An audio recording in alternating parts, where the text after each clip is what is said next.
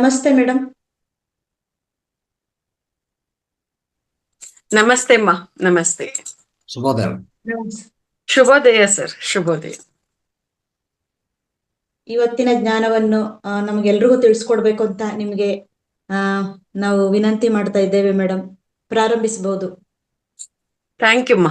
Thank you very much. Yes, thank you madam. ಎಲ್ಲ ಆತ್ಮ ಬಂಧುಗಳಿಗೆ ಆತ್ಮಪೂರ್ವಕ ಪ್ರಣಾಮಗಳು.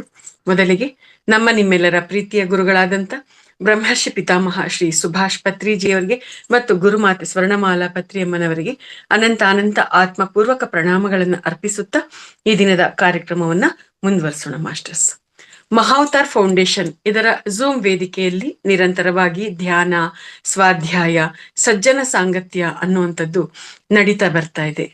ಪ್ರಸ್ತುತ ಈ ವೇದಿಕೆಯಲ್ಲಿ ಸ್ವಾಧ್ಯಾಯ ನಡೀತಾ ಇದ್ದು, ಸ್ವಾಧ್ಯಾಯಕ್ಕಾಗಿ ಆಯ್ಕೆ ಮಾಡಿಕೊಂಡಿರ್ತಕ್ಕಂಥ ಪುಸ್ತಕದ ಹೆಸರು ಮಿಲಾರೇಪ. ಒಂದೇ ಜನ್ಮದಲ್ಲಿ ಬುದ್ಧತ್ವವನ್ನು ಹೊಂದಿದ ಟಿಬೆಟ್ ಮಹಾಯೋಗಿ ಮಿಲಾರೇಪರವರ ಧ್ಯಾನ ಸಾಧನೆ ಮತ್ತು ಸತ್ಯಬೋಧನೆ ಅನ್ನುವಂಥದ್ದು ಈ ಪುಸ್ತಕ ಆಗಿದೆ ಮಾಸ್ಟರ್ಸ್. ಈ ಮಿಲಾರೇಪ ಅನ್ನುವಂಥ ಈ ಪರಮ ದಿವ್ಯ ಚೈತನ್ಯ ಅದೆಷ್ಟೆಷ್ಟು ಕುಕೃತ್ಯಗಳನ್ನ ಮಾಡಿದ್ರೂ ಕೂಡ ಯಾವ ರೀತಿಯಾಗಿ ಒಂದೇ ಜನ್ಮದಲ್ಲಿ ಆ ಒಂದು ಮುಕ್ತಿಯನ್ನ ಪಡೀತು, ಮತ್ತೆ ಆ ಒಂದು ಚೈತನ್ಯ ಯಾವ ಮುಕ್ತಿಯನ್ನ ಪಡೆಯೋದಿಕ್ಕೆ ಏನೆಲ್ಲ ಕಷ್ಟಗಳನ್ನ ಅದು ಅನುಭವಿಸ್ತು, ಅದನ್ನೆಲ್ಲ ಯಾವ ರೀತಿಯಾಗಿ ಸ್ವೀಕಾರ ಮಾಡ್ತು ಅನ್ನುವಂಥ ಅದ್ಭುತವಾಗಿರ್ತಕ್ಕಂಥ ವಿಚಾರಗಳನ್ನ, ಮತ್ತೆ ಆ ಒಂದು ಚೈತನ್ಯ ಯಾವ ರೀತಿಯಾಗಿ ತಾವು ಮಾಡಿರ್ತಕ್ಕಂಥ ಸಾಧನೆಯಿಂದ ಪಡ್ಕೊಂಡಿರ್ತಕ್ಕಂಥ ಜ್ಞಾನವನ್ನ ಯಾವ ರೀತಿಯಾಗಿ ಹಂಚ್ತಾ ಬಂದ್ರು ಅನ್ನುವಂಥದ್ದು ಅನೇಕ ಅದ್ಭುತವಾದಂತ ವಿಚಾರಗಳನ್ನ ನಾವು ಈ ಒಂದು ಪುಸ್ತಕದಲ್ಲಿ ತಿಳ್ಕೊಳ್ತಾ ಇರ್ತಕ್ಕಂಥದ್ದು ಮಾಸ್ಟರ್ಸ್. ನಿನ್ನೆವರೆಗೂ ಕೂಡ ನಾವು ಈ ಒಂದು ಪುಸ್ತಕದಲ್ಲಿ ಅನೇಕ ವಿಚಾರಗಳನ್ನ ತಿಳ್ಕೊಂಡಿದ್ವಿ. ನಿನ್ನೆ ದಿನ ಒಂದು ಹೂಜಿಯ ಕತೆ ಅನ್ನೋದನ್ನ ನಾವು ತಿಳ್ಕೊಂಡಿದ್ವಿ. ಆ ಹೂಜಿ ಅನ್ನುವಂಥದ್ದು ಅಷ್ಟು ಸುಂದರವಾಗಿ ತಯಾರಾಗ್ಬೇಕಾದ್ರೆ ಅದಕ್ ಮೊದಲು ಅದು ಯಾವ ರೀತಿಯಾಗಿತ್ತು, ಅದು ಯಾವ ರೀತಿಯಾಗಿ ತಯಾರಾಯ್ತು, ಇಷ್ಟು ಸುಂದರವಾಗಿ ತಯಾರಾಗ್ಬೇಕಾದ್ರೆ ಎಷ್ಟು ಕಷ್ಟಗಳನ್ನ ಅದು ಅನುಭವಿಸ್ತು, ಈ ರೀತಿಯಾಗಿರ್ತಕ್ಕಂಥ ವಿಚಾರಗಳನ್ನ ನಾವು ನೆನ್ನೆ ದಿನ ತಿಳ್ಕೊಂಡಿದ್ವಿ ಮಾಸ್ಟರ್ಸ್. ಅಲ್ಲಿಂದ ಮುಂದಕ್ಕೆ ಏನಿದೆ ವಿಚಾರಗಳು ಅನ್ನೋದನ್ನ ಇವಾಗ ಗಮನಿಸ್ತಾ ಹೋಗೋಣ. ಎಸ್ ಮಾಸ್ಟರ್ಸ್, ಆ ರೀತಿಯಾಗಿ ಆ ಹೂಜಿಯ ಕಥೆಯನ್ನ ಮಾರ್ಪಾರ್ ಅವರು ಮಿಲಾರೇಪರ್ ಅವ್ರಿಗೆ ತಿಳಿಸ್ತಾರೆ. ಆ ಒಂದು ಕಥೆಯನ್ನ ಕೇಳಿಸ್ಕೊಂಡಂತ ಮಿಲಾರೇಪರ್ ಅವ್ರಿಗೆ ಎಷ್ಟು ಅವ್ರಿಗೆ ಪಶ್ಚಾತ್ತಾಪ ಉಂಟಾಗತ್ತೆ ಅಂತಂದ್ರೆ, ಅರೆ ಅಲ್ಲಿ ಆ ಹೂಜಿ ಹೇಳಿರುವಂತ ಕಥೆಯಲ್ಲಿ ಅದು ಪಟ್ಟಿರ್ತಕ್ಕಂಥ ಕಷ್ಟದಲ್ಲಿ ನಾನೇನು ಕಷ್ಟಪಟ್ಟಿಲ್ಲ ಅಂತ ಅವರು ಅಂದ್ಕೊಳ್ತಾರೆ. ಮತ್ತೆ ಅದ್ರ ಜೊತೆಗೆ ಮಾರ್ಪಾರ್ ಅವರು ನರೋಪಾರ್ ಅವರು ಏನೆಲ್ಲ ಕಷ್ಟಗಳನ್ನ ಅನುಭವಿಸಿದ್ರು ಅನ್ನುವಂಥದ್ದನ್ನು ಕೂಡ ಅಲ್ಲಿ ವಿವರಣೆ ಕೊಡ್ತಾರೆ. ಅವರು ಶರೀರದಿಂದ ಚಿಕ್ಕದಾಗಿರ್ತಕ್ಕಂಥ ಪರೀಕ್ಷೆಗಳು 12, ತೀವ್ರವಾಗಿರ್ತಕ್ಕಂಥ ಪರೀಕ್ಷೆಗಳು 12, ಈ ರೀತಿಯಾಗಿ ಒಟ್ಟು 24 ಪರೀಕ್ಷೆಗಳನ್ನ ಅವರು ಅನುಭವಿಸಿರ್ತಾರೆ ನರೋಪಾರ್ ಅವರು. ಈ ಎಲ್ಲ ವಿಚಾರಗಳನ್ನ ತಿಳ್ಕೊಂಡಾಗ ಮಿಲಾರೇಪರ್ ಅವ್ರಿಗೆ ನನ್ನ ಕಷ್ಟನೇ ಅಲ್ಲ, ನಾನು ಇನ್ನಷ್ಟು ದೃಢವಾದ ಚಿತ್ತದಿಂದ ನಾನು ಈ ಒಂದು ನಿರ್ಮಾಣದ ಕೆಲಸವನ್ನ ನಾನು ಮಾಡ್ಬೇಕು, ನಂಬಿಕೆಯಿಂದ ನಾನು ಹೆಜ್ಜೆಯನ್ನ ಇರಿಸ್ಬೇಕು ಅಂತ ಅವ್ರನ್ನವರೇ ಆ ರೀತಿಯಾಗಿ ತಯಾರು ಮಾಡ್ಕೊಳ್ತಾರೆ. ಮತ್ತೆ ಅವರು ಕೆಲಸವನ್ನ ಮಾಡೋದಿಕ್ಕೆ ಪ್ರಾರಂಭ ಮಾಡ್ತಾರೆ. ಆದ್ರೆ ಆ ಗಾಯಗಳು ಮತ್ತೆ ತೀವ್ರವಾಗಿ ತುಂಬಾ ದೊಡ್ಡದಾಗಿ ಆಗ್ಬಿಡತ್ತೆ ಮಾಸ್ಟರ್ಸ್. ಕೆಲಸ ಮಾಡೋದಕ್ಕೆ ಸಂಪೂರ್ಣವಾಗಿ ಅಶಕ್ತರಾಗಿ ತಯಾರಾಗ್ತಾರೆ. ಆಗ ಮಾರ್ಪಾರ್ ಅವರು ವಿಶ್ರಾಂತಿಯನ್ನ ತೆಗೆದುಕೊಂಡು ಗುಣ ಆದ್ಮೇಲೆ ಮತ್ತೆ ಕೆಲಸ ಶುರು ಮಾಡೋದಿಕ್ಕೆ ಅಂತ ಹೇಳ್ತಾರೆ. ಆ ರೀತಿಯಾಗಿ ಅವರು ವಿಶ್ರಾಂತಿಯನ್ನ ತೆಗೆದುಕೊಳ್ತಾರೆ. ಆ ಸಂದರ್ಭದಲ್ಲಿ ಗುರುಮಾತೆಯವರು ಅವರನ್ನ ತುಂಬಾ ಚೆನ್ನಾಗಿ ಆರೈಕೆ ಮಾಡ್ತಾರೆ. ಆ ರೀತಿಯಾಗಿ ಒಂದು ಆರೈಕೆಯಲ್ಲಿ ಅವರು ಗುಣಮುಖರಾಗಿ ಮತ್ತೆ ಕೆಲಸ ಮಾಡೋದಿಕ್ಕೆ ಪ್ರಾರಂಭ ಮಾಡೋದಿಕ್ಕೆ ಸಿದ್ಧವಾಗ್ತಾ ಇರ್ತಾರೆ. ಆ ರೀತಿಯಾಗಿರುವಂತ ಒಂದು ಸಮಯದಲ್ಲಿ ಏನಾದ್ರೂ ಮಾಡಿ ಮಿಲಾರೇಪರ್ ಅವ್ರಿಗೆ ದೀಕ್ಷೆಯನ್ನ ಕೊಡಿಸ್ಬೇಕು ಅನ್ನುವಂಥದ್ದು ಅಮ್ಮನವರಿಗೆ ತೀವ್ರವಾಗಿರ್ತಕ್ಕಂಥ ತುಡಿತಾ ಇರುತ್ತೆ. ನೋಡಿ ಮಾಸ್ಟರ್ಸ್, ಇಲ್ಲಿ ಈ ಒಂದು ವಿಷಯವನ್ನ ನಾವು ಗಮನಿಸಿದಾಗ ಆಕೆದು ಅದೆಷ್ಟು ಅದ್ಭುತವಾದ ಮಾತೃ ಹೃದಯ, ಅದೆಷ್ಟು ಅದ್ಭುತವಾದ ಪ್ರೇಮ ತತ್ವವನ್ನ ಆಕೆ ತುಂಬಿಕೊಂಡಿದ್ದಾರೆ. ಹೆತ್ತ ಮಗ ಅಲ್ಲ, ಏನೂ ಅಲ್ಲ, ಬೇರೆ ಕಡೆಯಿಂದ ವಿದ್ಯೆಯನ್ನ ಕಲಿಬೇಕು ಅಂತ ಬಂದಿರ್ತಕ್ಕಂಥದ್ದು. ಆದ್ರೆ ಆ ಹುಡುಗ ಅಷ್ಟೊಂದು ಕಷ್ಟ ಪಡ್ತಾ ಇದ್ದಾನಲ್ಲ, ಇಷ್ಟೊಂದು ನೋವು ಪಡ್ತಾ ಇದ್ದಾನಲ್ಲ, ಇಷ್ಟು ಹಿಂಸೆ ಆಗ್ತಾ ಇದೆಯಲ್ಲ ಅನ್ನುವಂತ ಒಂದು ಪರಿಕಲ್ಪನೆ ಆಕೆ ಹೃದಯವನ್ನ ಅದೆಷ್ಟು ಕರಗಿಸಿತ್ತು ಅಂತಂದ್ರೆ, ಇನ್ನು ಆಕೆ ಅದೆಷ್ಟು ಸ್ವಚ್ಛವಾದ ಅಂತಃಕರಣವನ್ನ ಹೊಂದಿರುವಂತವಳು ಆಗಿದ್ಲು ಅನ್ನುವಂಥದ್ದು. ಈ ಒಂದು ವಿಷಯನ ನಾವು ಮಾಮೂಲಿಯಾಗಿ ಇರುವಂತವ್ರು ಎಲ್ಲರಿಗೂ ಕೂಡ ಅರ್ಥ ಆದ್ರೆ ಅಲ್ಲಿ ಇನ್ನೊಂದು ಸೂಕ್ಷ್ಮತೆ ಇದೆ. ಮಾರ್ಪಾರ್ ಅವರು ಮಾಮೂಲಿಯಾಗಿರ್ತಕ್ಕಂಥ ವ್ಯಕ್ತಿ ಅಲ್ಲ. ಅವರು ವಿಶೇಷವಾಗಿರ್ತಕ್ಕಂಥ ಸಾಧನೆಯನ್ನ ಮಾಡಿ ಭೂಮಿ ಮೇಲೆ ಈ ಆತ್ಮ ಕಲ್ಯಾಣ ಕಾರ್ಯಗಳನ್ನ ಮಾಡೋದಿಕ್ಕಂತಾನೆ ಅವರು ಶರೀರವನ್ನ ತೆಗೆದುಕೊಂಡು ಬಂದಿರ್ತಕ್ಕಂಥದ್ದು. ಅಂತಹ ಮಹಾಶಕ್ತಿ ಮಾರ್ಪಾರವರು. ಅಂತಹ ಮಹಾಶಕ್ತಿಯನ್ನ ಅರ್ಧಾಂಗಿಯಾಗಿ ತಡ್ಕೋಬೇಕು, ಅವ್ರನ್ನ ಭರಿಸ್ಬೇಕು, ಅವ್ರ ಜೊತೆ ಅರ್ಧಾಂಗಿಯಾಗಿ ಜೀವನವನ್ನ ಸಾಗಿಸ್ಬೇಕು ಅಂತಂದ್ರೆ ಇವ್ರು ಇನ್ನೆಂಥ ಸ್ಥಿತಿಯಲ್ಲಿ ಇದ್ದಿರ್ಬೇಕು? ಜಸ್ಟ್ ಇದು ಕಾಮನ್ ಸೆನ್ಸ್. ಇಷ್ಟರಲ್ಲಿ ಯೋಚನೆ ಮಾಡಿದ್ರು ಕೂಡ ಆ ಒಂದು ಅರ್ಧಾಂಗಿಯಾಗಿ ಬರುವಂತವ್ರು ಮಾಮೂಲಿಯಾಗಿರುವಂತವ್ರು ಆಗಿರೋದಿಲ್ಲ. ಅವರು ಅವರಷ್ಟೇ ಸರಿಸಮಾನವಾದ ಶಕ್ತಿವಂತರಾಗಿರ್ತಾರೆ ಅನ್ನುವಂಥದ್ದು ಇಲ್ಲಿರ್ತಕ್ಕಂಥ ಸೂಕ್ಷ್ಮವಾದ ವಿಚಾರ. ಅದ್ರಲ್ಲಿ ಯಾವುದೇ ಸಂದೇಹ ಇಲ್ಲ, ಸರಿಸಮಾನವಾದ ಶಕ್ತಿ ಇರುವಂತವ್ರು ಆಗಿರ್ತಾರೆ ಅನ್ನೋದು. ಆದ್ರೆ ಒಂದು ವ್ಯತ್ಯಾಸ ಏನಿರಬಹುದು, ಏನ್ ಅವಕಾಶ ಇರುತ್ತೆ ವ್ಯತ್ಯಾಸಕ್ಕೆ ಅಂತಂದ್ರೆ, ಹೆಂಡತಿಯಿಂದ ಗಂಡ ಎನ್ಲೈಟನ್ಮೆಂಟ್ ಪಡ್ಕೋಬೇಕು ಅಥವಾ ಗಂಡನಿಂದ ಹೆಂಡತಿ ಎನ್ಲೈಟನ್ಮೆಂಟ್ ಪಡ್ಕೋಬೇಕು ಅಥವಾ ಈ ಮಾರ್ಗದಲ್ಲಿ ಅಂದ್ರೆ ಸಾಧನೆ ಮಾರ್ಗದಲ್ಲಿ ಗಟ್ಟಿಯಾಗಿ ಬರ್ಬೇಕು ಅಂತಂದಾಗ ಒಬ್ರಿಗೊಬ್ರು ಆ ರೀತಿಯಾಗಿ ಇದ್ದಾಗ ಮಾತ್ರ ಸಾಧ್ಯ ಅಂತಂದಾಗ ಆ ಡಿಸೈನ್ ಮಾಡ್ಕೊಂಡಿರ್ತೀವಲ್ಲ, ನಮ್ಮನ್ನ ನಾವು ಅಲ್ಲಿ ವ್ಯಕ್ತಪಡಿಸ್ಕೊಳ್ಳುವಂತ ಆ ಒಂದು ಡಿಸೈನ್ ಇರುತ್ತಲ್ಲ, ಅದರಲ್ಲಿ ವ್ಯತ್ಯಾಸಗಳಿರ್ಬೋದು. ಆದ್ರೆ ಆ ಒಂದು ಆತ್ಮಸ್ಥಿತಿ ಅನ್ನುವಂಥದ್ದು, ಅದರ ಹಿಂದೆ ಇರ್ತಕ್ಕಂಥ ಶಕ್ತಿ, ಆ ಒಂದು ಸಾಮರ್ಥ್ಯ ಅನ್ನುವಂಥದ್ದು ಎಲ್ಲೂ ಕೂಡ ಒಂದು ಚೂರು ಕಡಿಮೆ ಇರೋದಕ್ಕೆ ಅವಕಾಶನೇ ಇರೋದಿಲ್ಲ ಅನ್ನುವಂಥ ಸೂಕ್ಷ್ಮತೆಯನ್ನ ನಾವಿಲ್ಲಿ ಅರ್ಥ ಮಾಡ್ಕೋಬೇಕು ಮಾಸ್ಟರ್ಸ್. ಸೊ ಆಕೆ ಅಮಾಯಕವಾಗಿರ್ತಕ್ಕಂಥ ಸ್ಥಿತಿಯಲ್ಲಿ ಇದ್ದಾಳೆ ಈ ಜನ್ಮದಲ್ಲಿ. ಮಾರ್ಪಾರವರ ಪತ್ನಿಯಾಗಿ ಅಮಾಯಕವಾಗಿರುವಂತ ಸ್ಥಿತಿಯಲ್ಲಿ ಇದ್ದಾಳೆ. ಆದ್ರೆ ಆ ಅಮಾಯಕತ್ವದ ಹಿಂದೆ ಅದ್ಭುತವಾಗಿರ್ತಕ್ಕಂಥ ದೈವಿ ಗುಣಗಳು ಆಕೆಯಲ್ಲಿ ಮೇಳೈಸ್ಕೊಂಡಿದೆ. ಆ ಒಂದು ದೈವಿ ಗುಣಗಳ ಆಧಾರದಲ್ಲಿ ಇಲ್ಲಿ ಮಿಲಾರೇಪಾರವರಿಗೆ ಸಂಬಂಧಪಟ್ಟ ಹಾಗೆ ಅಂತ ಅದ್ಭುತವಾದ ಪ್ರೇಮ ತತ್ವ ಅನ್ನುವಂಥದ್ದು, ಮಾತೃತ್ವದ ಒಂದು ಪ್ರವಾಹ ಆಕೆಯಲ್ಲಿ ಅಕ್ಷಯವಾಗಿ ಉಕ್ಕಿ ಹರಿತಾ ಇದ್ದಿತ್ತು. ಸೊ ಆ ಒಂದು ಅಮಾಯಕತ್ವದಲ್ಲಿ, ಆ ಒಂದು ಮಾತೃ ಹೃದಯದಿಂದ ಆಕೆ ತುಂಬಾ ನೊಂದುಕೊಳ್ತಾ ಇದ್ಲು. ಏನಾದ್ರೂ ಮಾಡಿ ಈತನಿಗೆ ದೀಕ್ಷೆ ಕೊಡ್ಸೋ ಹಾಗೆ ಮಾಡ್ಬೇಕು ಅನ್ನುವಂತ ತೀವ್ರವಾದ ತುಡಿತ ಆಕೆಗೆ ಇತ್ತು.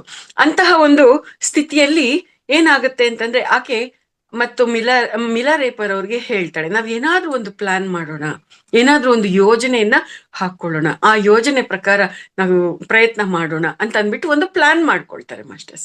ಏನು ಅಂತಂದ್ರೆ, ಮಿಲಾರೇಪರ್ ಅವರು ಬೇಜಾರ್ ಮಾಡ್ಕೊಂಡು ಹೊಟ್ಟೋಗ್ತಾ ಇರೋಂಗೆ ಅಲ್ಲಿ ಅವರು ಹೋಗೋದು, ಈಕೆ ಹೋಗ್ಬೇಡಪ್ಪ ಅಂತ ಬಲವಂತ ಮಾಡಿ ಈಕೆ ಅವರನ್ನ ತಡೆಯೋದು. ಈ ರೀತಿಯಾಗಿ ಮಾಡೋಣ, ಆವಾಗಾದ್ರೂ ಕೂಡ ಮಾರ್ಪಾರ್ ಅವರು ಸ್ವಲ್ಪ ಅಯ್ಯೋ ಹೊಟ್ಟೋಗ್ಬಿಡ್ತಾನಲ್ಲ ಇವನು ಅಂತ ಅಂದ್ಕೊಂಡಾದ್ರೂ ದೀಕ್ಷೆ ಕೊಡೋ ಹಾಗಾಗ್ಲಿ ಅಂತ ಅವ್ರ ಲೆಕ್ಕಾಚಾರ ಹಾಕೊಂಡು ಆ ರೀತಿಯಾಗಿ ನಾಟಕ ಮಾಡೋದಿಕ್ಕೆ ಸಿದ್ಧವಾಗ್ತಾರೆ. ಆ ರೀತಿಯಾಗಿ ಆ ಒಂದು ಸಮಯ ಅಲ್ಲಿ ಕ್ರಿಯೇಟ್ ಆಗತ್ತೆ. ಮಿಲಾರೇಪರ್ ಅವರು ಹೊಟ್ಟೋಗಕ್ ಹೋಗ್ತಾ ಇರ್ತಾರೆ. ಈ ಗುರುಮಾತೆಯವರು ಹೋಗ್ಬೇಡಪ್ಪ ಅಂತ ಸಮಾಧಾನ ಕೂಡ ಮಾಡ್ತಾ ಇರ್ತಾರೆ. ಇದನ್ನ ಆ ಮಾರ್ಪಾರ್ ಅವ್ರು ನೋಡೋ ಹಾಗೆ ಅವರಿಬ್ರು ಕೂಡ ಅಲ್ಲಿ ಮಾಡ್ತಾ ಇರ್ತಾರೆ. ಅದನ್ನ ಗಮನಿಸ್ತಾರೆ ಮಾರ್ಪಾರ್ ಅವರು. ಗಮನಿಸ್ಬಿಟ್ಟು ಏನ್ ನಿಮ್ಮಿಬ್ಬರದು ನಾಟಕ ಅಂತ ಅಂದ್ಬಿಟ್ಟು ಕೇಳ್ತಾರೆ. ಆ ರೀತಿಯಾಗಿ ಏನ್ ನಿಮ್ಮಿಬ್ಬರದು ನಾಟಕ ಅನ್ನುವಂತ ಒಂದು ವಾಕ್ಯ ಇದೆಯಲ್ಲ, ಆ ವಾಕ್ಯನ ಕೇಳಿಸ್ಕೊಂಡ ತಕ್ಷಣ ಒಂದು ಟ್ರಾನ್ಸ್ಲೇಷನ್ ಮಾಡುವಂತ ಸಮಯದಲ್ಲಿ ಆ ವಾಕ್ಯ ನನ್ಗೆ ತುಂಬಾ ನಗು ತರಿಸ್ಬಿಡ್ತು. ಯಾಕೆ ಅಂತಂದ್ರೆ, ಅವರು ತ್ರಿಕಾಲ ಜ್ಞಾನಿಗಳು, ಅವ್ರಿಗೆ ಗೊತ್ತಿಲ್ಲದೆ ಇರೋದೇನೂ ಇಲ್ಲ. ಆದ್ರೂ ಕೂಡ ಎಲ್ಲಾ ಸಮಯದಲ್ಲೂ ಎಲ್ಲವನ್ನು ನೋಡ್ಬೇಕು ಅಂತ ಅಂದ್ಕೊಳ್ಳೋದಿಲ್ಲ. ತುಂಬಾ ಸಹಜವಾಗಿರ್ತಾರೆ ಗುರುಗಳು ಅನ್ನುವಂತ ಒಂದು ವಿಚಾರವನ್ನು ಕೂಡ ನನ್ನ ಈ ಒಂದು ಜರ್ನಿಯಲ್ಲಿ, ಅಂದ್ರೆ ಈ ಸಾಧನೆ ಮಾರ್ಗದಲ್ಲಿ ಪ್ರಾಕ್ಟಿಕಲಿಟಿಯಲ್ಲಿ ನಾನು ಅರ್ಥ ಮಾಡ್ಕೊಂಡಿರ್ತಕ್ಕಂಥದ್ದು. ಉದಾಹರಣೆಗೆ ಮಿಲಾರೇಪ ಚೈತನ್ಯ ಅಂತ ನಾವು ಯಾರನ್ನ ಭಾವಿಸ್ತಾ ಇದ್ದೀವಿ, ಸೈಂಟಿಸ್ಟ್ ನಾಗೇಶ್ವರ ಅವರನ್ನ ಭಾವಿಸ್ತಾ ಇದ್ದೀವಿ. ಅವರು ಅವ್ರಿಗಿರುವಂತ ಪವರ್ ಎಂತದ್ದು ಅನ್ನೋದು ಪ್ರಾಕ್ಟಿಕಲ್ ಆಗಿ ನಮ್ಗೆಲ್ಲರಿಗೂ ಅನುಭೂತಿ ನಮ್ಗಿದೆ, ಅದ್ರ ಬಗ್ಗೆ ನಮ್ಗೆ ಕ್ಲಾರಿಟಿ ಇದೆ. ಆದ್ರೆ ಒಂದು ಮೊಮೆಂಟ್ ಅಲ್ಲಿ ನಾಗೇಶ್ವರ ಮಾಸ್ಟರ್ ಅವರು ಎಷ್ಟು ಸಹಜವಾಗಿರ್ತಾರೆ ಅನ್ನೋದಿಕ್ಕೆ, ಅವರು ಭೂತಾನು ತಿಳ್ಕೊಳಕ್ ಹೋಗಲ್ಲ, ಭವಿಷ್ಯನೂ ತಿಳ್ಕೊಳಕ್ ಹೋಗಲ್ಲ, ಏನ್ ನಡೀತಾ ಇದೆ ಅನ್ನೋ ಏನನ್ನು ಕೂಡ ತಿಳ್ಕೊಳಕ್ ಹೋಗಲ್ಲ. ಅದ್ ಏನ್ ಬರ್ತಾ ಇದೆ ಅದನ್ನ ಹಾಗೆ ಸ್ವೀಕಾರ ಮಾಡುವಂಥದ್ದು, ಅದ್ರ ಜೊತೆ ಹಾಗೆ ಇರುವಂಥದ್ದು. ಆ ರೀತಿಯಾಗಿರ್ತಕ್ಕಂಥ ಒಂದು ಶ್ರೇಷ್ಠವಾದ ಸ್ಥಿತಿನ ನಾನು ಅವರಲ್ಲಿ ಗಮನಿಸಿರುವಂಥದ್ದು. ಸೊ ಇಲ್ಲಿ ಆ ಒಂದು ಪ್ರಾಕ್ಟಿಕಲ್ ಆಗಿರುವಂತ ಆ ಅನುಭವದಿಂದ ಇಲ್ಲಿ ಮಾರ್ಪಾರ್ ಅವರು ಏನ್ ನಿಮ್ಮಿಬ್ಬರದು ನಾಟಕ ಅಂತ ಅಂದ್ಬಿಟ್ಟು ಏನು ಗೊತ್ತಿಲ್ಲದೆ ಇರೋ ತರ ಅಲ್ಲಿ ಮಾತಾಡ್ತಾ ಇದ್ದಾರೆ ಅಂತಂದ್ರೆ, ಎಲ್ಲಾ ಸಮಯದಲ್ಲಿ ಎಲ್ಲ ತಿಳ್ಕೊಂಡೇ ಅವ್ರು ಇರ್ತಾರೆ ಅಂತ ಅಲ್ಲ, ಸಹಜವಾಗೇನೆ ಇರ್ತಾರೆ. ಏನು ಗೊತ್ತಿಲ್ಲದೆ ಇರುವಂತ ಸ್ಥಿತಿಯಲ್ಲಿ ಅಮಾಯಕವಾಗೇನೆ ಇರ್ತಾರೆ ಅನ್ನುವಂತ ಒಂದು ಅಂಶ ಕೂಡ ಇಲ್ಲಿ ಸೂಕ್ಷ್ಮವಾಗಿ ಇರುತ್ತೆ ಅನ್ನುವಂಥದ್ದು ಇಲ್ಲಿ ವಿಚಾರ. ಸೊ ಆ ರೀತಿಯಾಗಿ ಏನ್ ನಿಮ್ಮಿಬ್ಬರದು ನಾಟಕ ಅಂತ ಮಾರ್ಪಾರ್ ಅವರು ಕೇಳ್ತಾರೆ. ಕೇಳಿದಾದ್ಮೇಲೆ ಆಗ ಅಮ್ಮನವ್ರು ಹೇಳ್ತಾರೆ, ನೋಡ್ರಿ ನಿಮ್ ಶಿಷ್ಯ ಹೊಟ್ಟೋಗ್ತಾನಂತೆ, ಈ ಮಾಂತ್ರಿಕ ನೀವು ದೀಕ್ಷೆ ಕೊಡೋದಿಲ್ಲ, ನಾನು ಎಷ್ಟ್ ಕಾಲ ಕಳೆದ್ರು ಸುಮ್ಮನೆ ಇಲ್ಲಿ ಸಮಯ ವ್ಯರ್ಥ ಆಗತ್ತೆ, ನಾನು ಎಷ್ಟ್ ಮನೆಗಳನ್ನ ಕಟ್ಟಿದ್ರು ಕೂಡ ಅದ್ ಯಾವ್ದು ಉಳಿಯೋಂಗಿಲ್ಲ, ಅದೆಲ್ಲಾನು ಉರುಳ್ಸು ಅಂತ ಹೇಳ್ತಾ ಇರ್ತಾರೆ, ಇಲ್ಲಿ ಏನು ಪ್ರಯೋಜನ ಇಲ್ಲ, ನಾನು ಇನ್ನೊಬ್ಬ ಗುರುಗಳನ್ನ ಹುಡುಕೊಂಡು ಹೋಗ್ತೀನಿ ಅಂತ ಅಂದ್ಬಿಟ್ಟು ಹೊಟ್ಟೋಗ್ತಾ ಇದ್ದಾನೆ, ಹೋಗ್ಬೇಡ ಅಂತ ನಾನ್ ಸಮಾಧಾನ ಮಾಡ್ತಾ ಇದ್ದೀನಿ ಅಂತಂದ್ರೆ, ಆ ಮೊಮೆಂಟ್ ಅಲ್ಲಿ ಮಾರ್ಪಾರವರು ಭಯಂಕರವಾಗಿರ್ತಕ್ಕಂಥ ಕೋಪದಿಂದ ತಯಾರಾಗ್ತಾರೆ. ಅವರು ಮಾಳಿಗೆ ಮೇಲೆ ಇರ್ತಾರೆ, ಮಾಳಿಗೆಯಿಂದ ಕೆಳಗ್ ಬಂದು ಮಿಲಾರೇಪರ್ ಅವ್ರನ್ನ ಮನಸ್ಸೋ ಇಚ್ಛೆ ಬಾರ್ಸಾಕ್ ಬಿಡ್ತಾರೆ, ಒದ್ದು ಬಿಡ್ತಾರೆ, ಚೆನ್ನಾಗಿ ಹೊಡಿತಾರೆ. ಏನೋ ನೀನೇನೋ ಹೇಳಿದ್ದೆ, ನೀನ್ ನನ್ನ ಹತ್ರಕ್ ಬಂದಾಗ ನಿನ್ನ ಶರೀರ, ಮನಸ್ಸು, ಬುದ್ಧಿ, ಆತ್ಮ ಎಲ್ಲಾನು ಕೂಡ ನನ್ಗೆ ಅರ್ಪಣೆ ಮಾಡಿದ್ದೀನಿ ಅಂತ ಹೇಳಿದೆಯಲ್ಲ, ಈಗ ನಾನ್ ಹೊಟ್ಟೋಗ್ತೀನಿ ಅಂತ ಹೇಳೋದಕ್ಕೆ ನಿನಗೇನ್ ಅಧಿಕಾರ ಇದೆ? ನಿಂದು ಅಂತ ನಿನ್ನ ಹತ್ರ ಏನಿದೆ? ಅದ್ ಹೆಂಗ್ ಹೋಗ್ತೀಯ ನೀನು? ನಿನ್ನ ತುಂಡಾಗಿ ಕತ್ತರ್ಸಾಕಿದ್ರು ಕೂಡ ನನ್ನನ್ನು ಯಾರು ಕೇಳೋ ಹಾಗಿಲ್ಲ ಅಂತ ಅಂದ್ಬಿಟ್ಟು ಆ ರೀತಿಯಾಗಿ ಜೋರ್ ಮಾಡ್ತಾ ಅವ್ರು ಸಿಕ್ಕಾಪಟ್ಟೆ ಹೊಡಿತಾರೆ. ಅವ್ರ ಏಟುಗಳನ್ನ ತಿನ್ನೋದ್ ಕಷ್ಟ ಆಗಿದ್ರು ಕೂಡ ಅದನ್ನ ತಿಂತಾ ಇದ್ರು ಕೂಡ ಅಲ್ಲಿ ಮಿಲಾರೇಪರ್ಗೆ ಒಂದ್ ರೀತಿ ಆನಂದ ಉಂಟಾಗ್ತಾ ಇರುತ್ತೆ. ಯಾಕೆ ಅಂತಂದ್ರೆ, ನಾನು ಅವರ ಶಿಷ್ಯ ಅನ್ನೋಂತ ಒಂದು ಪರಿಕಲ್ಪನೆ ಅವರಲ್ಲಿ ಇದೆಯಲ್ಲ ಅನ್ನೋಂತ ಆಲೋಚನೆ ಅಷ್ಟು ಆನಂದ ಕೊಡ್ತಾ ಇರುತ್ತೆ. ಅವ್ರ ಏಟುಗಳು ಕೊಡ್ತಾ ಇದ್ರು, ಕಣ್ಣಲ್ಲಿ ನೀರ್ ಸುರಿತಾ ಇದ್ರು, ನೋವಾಗ್ತಾ ಇದ್ರು, ಅದ್ರಲ್ಲೂ ಆನಂದ ಅನ್ನುವಂತ ಅನುಭೂತಿಯನ್ನ ಅಲ್ಲಿ ಮಿಲಾರೇಪರ್ ಅವರು ಪಡ್ಕೊಳ್ತಾ ಇರ್ತಾರೆ. ಸೊ ಅವರು ತೋರಿಸಿರ್ತಕ್ಕಂತ ಒಂದು ಅಧಿಕಾರ ಅನ್ನುವಂಥದ್ದೇನಿದೆ ನನ್ನ ಮೇಲೆ ಅವ್ರು ಹೊಂದಿರುವಂತ ಆ ಒಂದು ಅಧಿಕಾರದಿಂದ ನನ್ಗಿಷ್ಟ ಆನಂದ ಆಗ್ತಾ ಇದೆ ಅನ್ನುವಂತ ಆ ಒಂದು ವಿಚಾರದಿಂದ ನಾವು ಕೂಡ ತುಂಬಾ ಸಂತೋಷ ಪಡುವಂಗೆ ಆಗ್ತಾ ಇದೆ. ಯಾಕೆ ಅಂತಂದ್ರೆ, ಮಿಲಾರೇಪರ್ ಅವರು ಅಷ್ಟು ಕಷ್ಟ ಪಡ್ತಾ ಇದ್ದಾರೆ. ಅಷ್ಟು ಕಷ್ಟ ಪಡ್ತಾ ಇದ್ದಾಗ ಮಾರ್ಪಾ ಗುರುಗಳು, ನಿನಗೇನು ಅಧಿಕಾರ ಇದೆ, ಅದೆಂಗೊಂದು ಇಲ್ಲಿಂದ ಬಿಟ್ಟು ಹೋಗ್ತೀಯ ಅಂತ ಆ ರೀತಿಯಾಗಿರ್ತಕ್ಕಂಥ ಅಧಿಕಾರದಿಂದ ದರ್ಪವನ್ನ ತೋರಿಸ್ತಾ ಇದ್ದಾರಲ್ಲ ಅನ್ನುವಂತ ಒಂದು ವಿಚಾರ ನಮಗೂ ಕೂಡ ಸಂತೋಷ ಕೊಡುವಂಥದ್ದು ಆಗಿರುತ್ತೆ. ಆಮೇಲೆ ಮತ್ತೆ ಅವರು ಆ ಒಂದು ಕೆಲಸವನ್ನ ಮಾಡೋದಿಕ್ಕೆ ಪ್ರಾರಂಭ ಮಾಡ್ತಾರೆ ಮಾಸ್ಟರ್ಸ್. ಆ ರೀತಿಯಾಗಿ ಅಲ್ಲಿ ಇದ್ಕೊಂಡು ಮತ್ತೆ ಆ ಒಂದು ಕೆಲಸವನ್ನ ಮಾಡ್ತಾ ಇರ್ಬೇಕಾದ್ರೆ ಅಲ್ಲಿ ಆ ಅಮ್ಮನವ್ರಿಗೆ ತಡ್ಕೊಳಕ್ ಆಗೋದಿಲ್ಲ. ಅವ್ರಿಗೆ ಏನು ಸಾಧನೆಯ ಒಂದು ತಂತ್ರ ಗೊತ್ತಿರುತ್ತೆ, ಅದನ್ನ ಅವರು ಬೋಧನೆ ಮಾಡ್ತಾರೆ. ಮಿಲಾರೇಪರ್ ಅವ್ರಿಗೆ ಅಮ್ಮನವರು ಜನಕಾತ್ಮಿಕ ಧ್ಯಾನವನ್ನ ಹೇಳ್ಕೊಡ್ತಾರೆ. ಆ ಒಂದು ಧ್ಯಾನವನ್ನ ಅವರು ಹೇಳ್ಕೊಟ್ಟಾಗ ಆ ಒಂದು ಕಲ್ತ್ಕೊಂಡಂತ ಒಂದು ಸಂದರ್ಭದಲ್ಲಿ ಮಿಲಾರೇಪರ್ ಅವರು ಅದ್ಭುತವಾದಂತ ಅನುಭೂತಿಯನ್ನ ಪಡ್ಕೊಳ್ತಾರೆ. ಮತ್ತಷ್ಟು ಶ್ರದ್ಧೆಯಿಂದ, ಭಕ್ತಿಯಿಂದ ತಾಯಿಗೆ ಸಹಾಯವನ್ನ ಮಾಡ್ತಾ ಆ ರೀತಿಯಾಗಿ ಅವರು ಸೇವೆಯನ್ನ ಮಾಡ್ತಾ ತೊಡಗಿರ್ತಾರೆ. ಮತ್ತೆ ಅವರು ಸ್ವಲ್ಪ ಗುಣ ಆಗಿರ್ತಾರಲ್ವಾ, ಮತ್ತೆ ದೃಢವಾದ ನಿಶ್ಚಯದಿಂದ ನಿರ್ಮಾಣದ ಕೆಲಸವನ್ನ ಮುಂದುವರಿಸ್ತಾ ಇರ್ತಾರೆ ಮಾಸ್ಟರ್ಸ್. ಆ ರೀತಿಯಾಗಿ ಮುಂದುವರಿಸ್ತಾ ಇರ್ಬೇಕಾದ್ರೆ ಅಲ್ಲಿಗೆ 3ನೇ ಬಾರಿಗೆ ಗೋಂಗ್ಡನ್ ಚುಡೋರ್ ಅನ್ನುವಂತ ಒಬ್ಬ ಪ್ರಮುಖ ಶಿಷ್ಯರು, ಮುಖ್ಯ ಶಿಷ್ಯರು ಮಾರ್ಪರ್ ಅವ್ರಿಗೆ, ಅವರು ಮತ್ತೊಂದು ದೀಕ್ಷೆಯನ್ನ ಪಡ್ಕೋಬೇಕು ಅಂತಂದ್ಬಿಟ್ಟು ಅಲ್ಲಿಗೆ ಬರ್ತಾರೆ ಮಾಸ್ಟರ್ಸ್. ಹಿವಜ್ರ ತಂತ್ರಮಂಡಲ ದೀಕ್ಷೆಯನ್ನ ಪಡ್ಕೊಳ್ಳೋದಿಕ್ಕೆ ಅವರು ಅಲ್ಲಿ ಬರ್ತಾರೆ.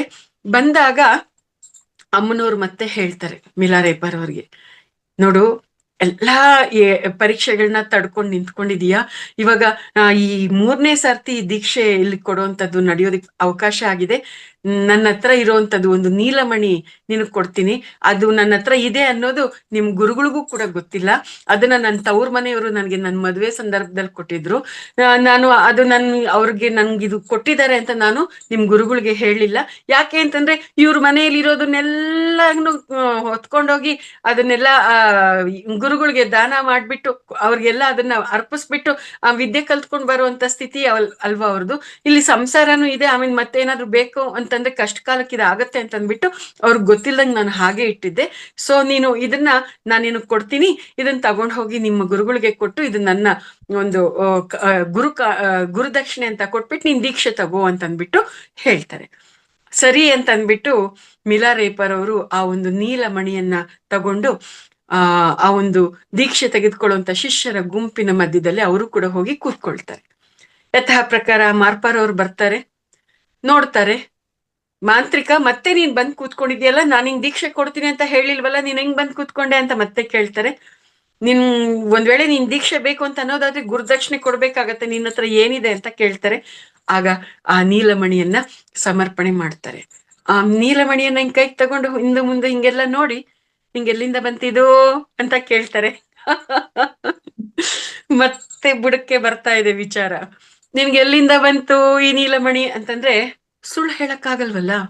ಅಮ್ಮನವ್ರು ಕೊಟ್ರು ಅಂತಂದ್ರೆ ತಕ್ಷಣ ಮಾರ್ಪರವರು ಅಮ್ಮನವ್ರಿಗೆ ಹೇಳ್ ಕಳಿಸ್ತಾರೆ. ಆ ತಾಯಿ ಬರ್ತಾರೆ, ಕೇಳ್ತಾರೆ, ಮೇಮಾ ನಿಂಗೆ ಎಲ್ಲಿಂದ ಸಿಕ್ತೋ ಇದು ನೀಲಮಣಿ ಅಂತ ಕೇಳ್ತಾರೆ. ಆಗ ಆಕೆ ಗಡಗಡ ಅಂತ ನಡಕ್ತಾ ಹೇಳ್ತಾಳೆ, ಈ ತರ ನನ್ ತವ್ರ ಮನೆಯವ್ರು ಕೊಟ್ಟಿದ್ದು ಅಂತ ಹೇಳಿದ್ರೆ, ಆ ಮಾತನ್ನ ಕೇಳಿಸ್ಕೊಂಡಿದ್ದಾದ್ಮೇಲೆ, ಎಂತ ಕೆಲ್ಸ ಮಾಡ್ತಾ ಇದ್ದೆ, ಈ ನೀಲಮಣಿನ ಆ ಮಾಂತ್ರಿಕನ್ ಕೊಟ್ಬಿಟ್ಟು ನೀಲಮಣಿನ ಕಳ್ಕೊಳ್ಳೋ ಹಾಗೆ ನೀನ್ ಮಾಡ್ಬಿಡ್ತಾ ಇದೆಯಲ್ಲ ಅಂತ ಅಂದ್ಬಿಟ್ಟು ಹೆಂಡ್ತಿನ ರೇಗಾಡ್ತಾರೆ. ಅದಷ್ಟಾದ್ಮೇಲೆ ಮತ್ತೆ ಮಿಲಾರೇಪ ಹೇಳ್ತಾರೆ, ಈ ಒಂದು ನೀಲಮಣಿ ಏನ್ ನಿನಗ್ ಸಿಕ್ಕಿದೆ ಅದು ನಿಂದಲ್ಲ, ಮೇಮಾದ್ ಏನೆಲ್ಲ ಇದೆ ಅದೆಲ್ಲ ನಂದನ್ನೇ ನನಗ್ ಮತ್ತೆ ನೀನ್ ಕೊಡ್ತಾ ಇದೀಯಾ ಅಂತ ಅಂದ್ಬಿಟ್ಟು ಮತ್ತೆ ಭಯಂಕರ ಉಗ್ರ ಸ್ವರೂಪಿಯಾಗಿ ಕೋಪ ಮಾಡ್ಕೊಂಡು ಅವ್ರನ್ನ ಹಿಗ್ಗ ಮುಗ್ಗ ಒಡೆದು ಬೈದು ಸಿಕ್ಕಾಪಟ್ಟೆ ಅವ್ರಿಗೆ ಶಿಕ್ಷೆ ಕೊಡಕ್ಕೆ ಅಲ್ಲಿ ಪ್ರಾರಂಭ ಮಾಡ್ತಾರೆ. ದೊಡ್ಡದೊಂದು ಕೋಲ್ ತಗೊಂಡು ಹೊಡಿಯೋದಕ್ಕೆ ಪ್ರಾರಂಭ ಮಾಡಿದ್ರೆ ಅದನ್ನ ತಡ್ಕೊಳಕ್ಕಾಗ್ದಂಗೆ ಮಿಲಾರೇಪರ್ ಅವರು ಒಂದೇ ಏಟಿಗೆ ಅಲ್ಲೊಂದು ಕಿಟಕಿ ಇರುತ್ತೆ, ಕಿಟಕಿಯಿಂದ ಆಚೆಗೆ ಜಂಪ್ ಮಾಡ್ಬಿಡ್ತಾರೆ. ಮೇಲ್ಗಡೆಯಿಂದ ಕೆಳಕ್ ಜಂಪ್ ಮಾಡ್ತಾರೆ. ಜಂಪ್ ಮಾಡಿದ ತಕ್ಷಣ ನೋಡ್ರಿ, ಮಾರ್ಪಾರ್ ಅವರು ಮಾಡ್ತಾ ಇರೋದು ನಾಟಕ. ಆ ನಾಟಕದಲ್ಲಿ ಆ ಒಂದು ದೃಶ್ಯನ ಅವರಲ್ಲಿ ಆ ದೃಶ್ಯ ಕ್ರಿಯೇಟ್ ಆದಾಗ ಅಲ್ಲಿ ಮಿಲಾರೇಪರ್ ಅವರು ಜಂಪ್ ಮಾಡಿದ ತಕ್ಷಣ ಅವ್ರ ಹೃದಯ ಒಂದೇ ಸರ್ತಿಗೆ ಶಾಕ್ ಆದಂಗೆ ಆಗತ್ತೆ. ಅವ್ರ ಹೃದಯಕ್ಕೆ ಓಡೋಗಿ ಕಿಟಕಿಯಿಂದ ಆಚೆಗೆ ಬಗ್ಗಿ ನೋಡ್ತಾರೆ, ಏನಾಗೋಯ್ತು ಏನೋ ಇವನಿಗೆ ಜಂಪ್ ಮಾಡ್ಬಿಟ್ನಲ್ಲ ಅಂತ. ಏನು ಆಗಿರೋದಿಲ್ಲ. ಮತ್ತೆ ಅವರು ತಮ್ಮ ಆ ಒಂದು ಸ್ಥಿತಿ ಏನಿದೆ ಅದನ್ನ ಮತ್ತೆ ಕೋಪದಿಂದ ಕವರ್ ಮಾಡ್ಕೊಳ್ತಾ ಆ ನಾಟಕವನ್ನ ಹಾಗೆ ಕಂಟಿನ್ಯೂ ಮಾಡ್ತಾರೆ ಮಾಸ್ಟರ್ಸ್. ಈ ರೀತಿಯಾಗಿ ಅಲ್ಲಿ ಆ ಒಂದು ಸನ್ನಿವೇಶ ಅನ್ನುವಂಥದ್ದು ಕ್ರಿಯೇಟ್ ಆಗತ್ತೆ. ಆ ಒಂದು ಏಟುಗಳನ್ನ ತಿಂದು ಮತ್ತೆ ಮಿಲಾರೇಪರ್ ಅವರು ಒಂದು ಮೂಲೆಯಲ್ಲಿ ಕೂತ್ಕೊಂಡು ಅದ್ ಭಯಂಕರವಾಗಿರ್ತಕ್ಕಂಥ ದುಃಖದ ಸ್ಥಿತಿಯಲ್ಲಿ ಅವರು ತುಂಬಾ ನೊಂದು ಹೋಗಿರ್ತಾರೆ, ಬೆಂದು ಹೋಗಿರ್ತಾರೆ, ಆತ್ಮಹತ್ಯೆ ಮಾಡ್ಕೊಳ್ಳೇಬೇಕು ಅಂತ ತೀರ್ಮಾನ ಮಾಡಿರ್ತಾರೆ. ಆದ್ರೆ ಆ ಸಮಯದಲ್ಲಿ ಆ ತಾಯಿ ಗುರುಮಾತೆಗೆ ಅದೆಲ್ಲ ಕೂಡ ಅರ್ಥ ಆಗತ್ತೆ. ಹಾಗಾಗಿ ಒಂದು ಸೆಕೆಂಡ್ ಕೂಡ ಅವ್ರನ್ನ ಬಿಟ್ಟು ಪಕ್ಕಕ್ಕೆ ಹೋಗೋದಿಲ್ಲ. ಮನೆಯಲ್ಲಿ ಅಡಿಗೆ ಕೆಲಸ ಆಗಿರ್ಬೋದು, ಪೂಜೆ ಕೆಲಸ ಆಗಿರ್ಬೋದು, ಅದು ಇದು ಏನೇನಿದೆ ಎಲ್ಲ ಬಿಟ್ಬಿಡ್ತಾರೆ. ಆ ತಾಯಿ ಕೂಡ ಬಿಟ್ಬಿಟ್ಟು ಮಿಲಾರೇಪರ್ ಅವ್ರ ಜೊತೆನೆ ಇದ್ಬಿಡ್ತಾರೆ. ರಾತ್ರಿ ಪೂರ ಅಳ್ತಾನೇ ಇರ್ತಾರೆ. ಅಳ್ತಾ ಇರ್ಬೇಕಾದ್ರೆ ಅವ್ರ ಸಮಾಧಾನ ಮಾಡ್ತಾನೇ ಇರ್ತಾರೆ.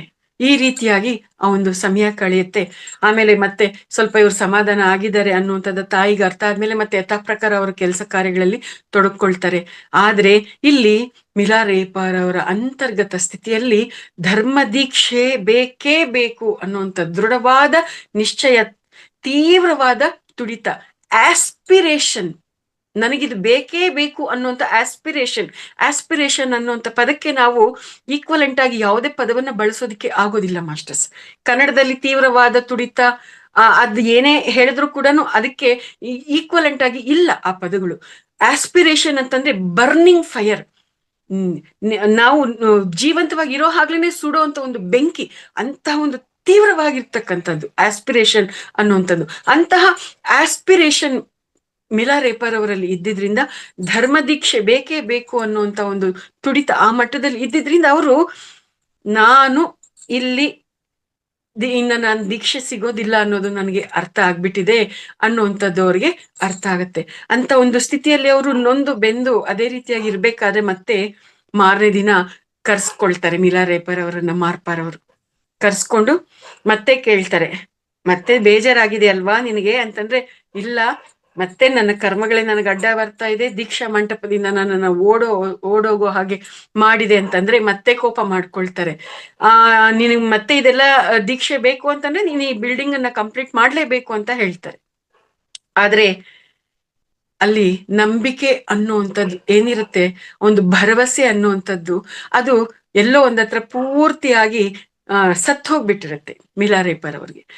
ನಾನು ಎಷ್ಟು ಸಾರ್ತಿ ಮನೆಗಳನ್ನ ಕಟ್ಟಿದ್ರು ಅದನ್ನ ಉರುಳಿಸೋಂಥದ್ದೇ ನಡೆಯುತ್ತೆ.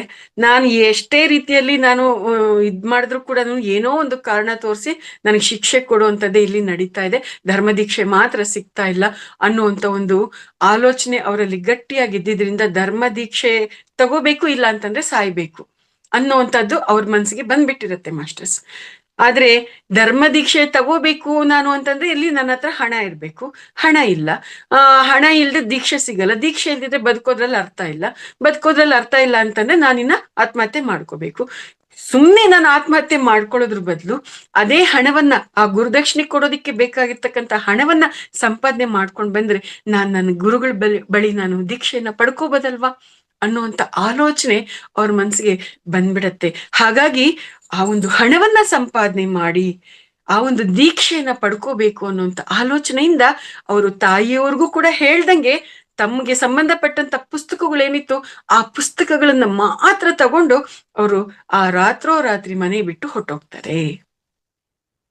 ಆ ರೀತಿಯಾಗಿ ಅವರು ಹೊಟ್ಟೋಗ್ತಾ ಇರ್ಬೇಕಾದ್ರೆ ಆ ಒಂದು ಪ್ರಯಾಣದ ಮಧ್ಯದಲ್ಲಿ ಆ ಒಂದು ಹಸಿವು ಅನ್ನುವಂಥದ್ದು ಇರುತ್ತಲ್ವಾ, ಆ ಹಸಿವು ಅನ್ನುವಂಥದ್ದನ್ನ ನೀಗಿಸ್ಕೊಳ್ಳುವಂತ ಆ ಒಂದು ನಿಟ್ಟಿನಲ್ಲಿ ಮಾಸ್ಟರ್ಸ್ ಒಂದ್ ಕಡೆ ಹೋಗ್ತಾರೆ, ಭಿಕ್ಷೆ ಬೇಡ್ತಾರೆ, ಒಂದಷ್ಟು ಆಹಾರ ಧಾನ್ಯಗಳನ್ನ ತರ್ತಾರೆ, ಅಡಿಗೆ ಮಾಡೋದಿಕ್ಕೆ ಪಾತ್ರೆಗಳನ್ನ ಬಾಡಿಗೆಗೆ ತಂದ್ಕೊಳ್ತಾರೆ.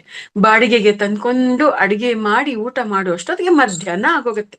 ಅವಾಗ ಅವ್ರಿಗೆ ಅನ್ಸುತ್ತೆ, ಒಂದು ಹೊತ್ತು ಊಟ ಮಾಡೋದಿಕ್ಕೆ ನಾನು ಭಿಕ್ಷೆ ಬೇಡ್ಕೊಂಡ್ ಬರೋಂಗಾಯ್ತು, ಮತ್ತೆ ಪಾತ್ರೆಗಳನ್ನ ಬಾಡಿಗೆಗೆ ತಗೊಂಡು ಆಮೇಲೆ ಅಡಿಗೆ ಮಾಡ್ಕೊಂಡು ತಿನ್ನೋಂಗಾಯ್ತು. ಎಷ್ಟೊಂದು ಸಮಯ ನಾನು ಬರೀ ಹೊಟ್ಟೆಯನ್ನ ತುಂಬಿಸ್ಕೊಳ್ಳೋದಿಕ್ಕೆ ನಾನು ಕೊಡ್ತಾ ಇದ್ದೀನಿ. ಅದೇ ನಾನು ಅಲ್ಲಿದ್ದಾಗ ಅಮ್ಮ ಅವರು ಏನ್ ಊಟ ಕೊಡ್ತಾರೋ ಅದನ್ನ ನಾನು ತಿಂತಾ ಇದ್ದೆ.